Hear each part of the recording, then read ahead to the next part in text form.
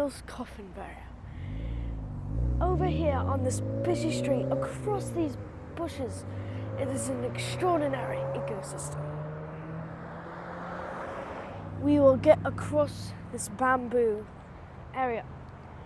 It will be quite quiet because the bamboo shields the noise from coming into the pond.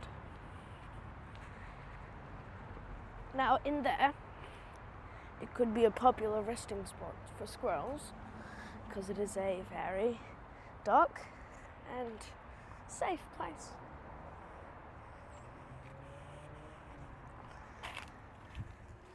There is a pond right here. If you listen very closely, you hear almost about 20 animals at a time.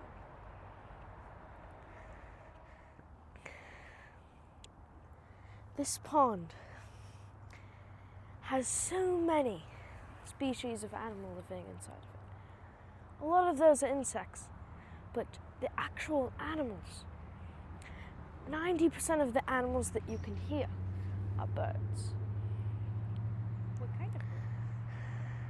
Now, there can be so many birds here at a time. Cardinals, blue jays, so many. Even some hawks flying over occasionally. But geese, ducks are mostly the type of species that you would see. Now, occasionally, you could see the species known as the great blue heron. They are recognizable by their neck, which makes a C when they are resting. With their long legs, they can stand in one of these pools and maybe just chill.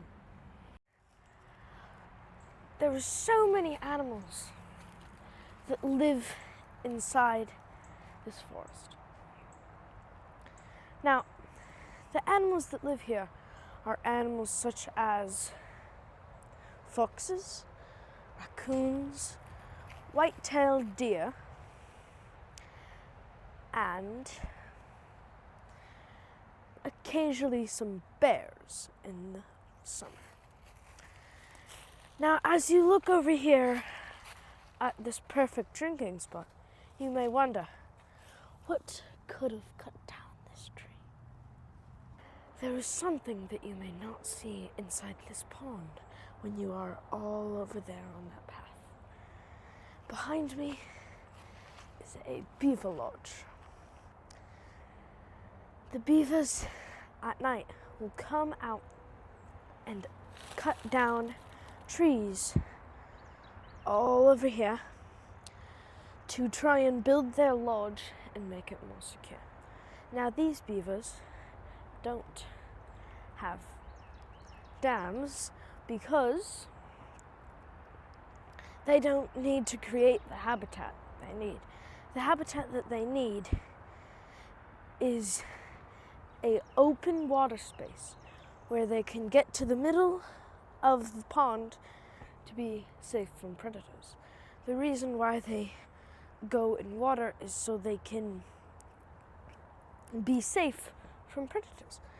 And it's just extraordinary that beavers can build such huge things. At dusk, the beavers may come out of their lodge, swim across that little strait or canal, as they say. So then they would climb this hill, which may be quite hard for them, and start being busy as a beaver. They would cut down all these trees near here and occasionally start on projects they may never finish. Niels Kauffenborough, and you've just explored with me and went on a journey through this entire urban ecosystem. ecosystem. Thank you for your time.